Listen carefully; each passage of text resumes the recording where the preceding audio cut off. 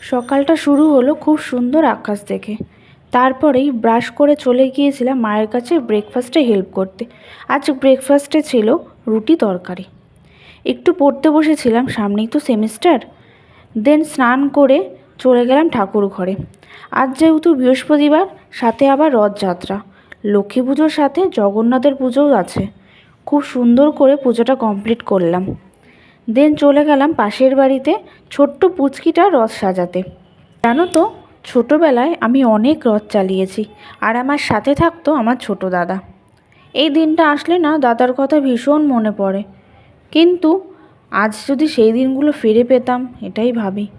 তবে যাই হোক, সবই আজ অতীত। আচ্ছা, তোমরা না কাল ভিডিওতে অনেকে অনেক কমেন্ট করেছো, তাই জন্য সবাইকে থ্যাংক ইউ। রথ সাজিয়ে বেরিয়ে পড়লাম ওই ছোট্ট পুচকিটার সাথে। সাথে আমিও একটু রথের দড়ি টেনে নিলাম। তারপরেই সন্ধ্যের দিকে আমাদের পাড়া থেকে জগন্নাথের বড় রথ বেরিয়েছিল, সেটিও দেখতে গিয়েছিলাম। এবং ফেরার পথে এনেছিলাম ভগবানের প্রসাদ, মায়ের বানানো হাতের পাঁপড় দিয়ে আজকের ডিনারটা কমপ্লিট করে নিলাম। আর সবাই কমেন্টে লিখতে কিন্তু ভুলো না, জয় জগন্নাথ।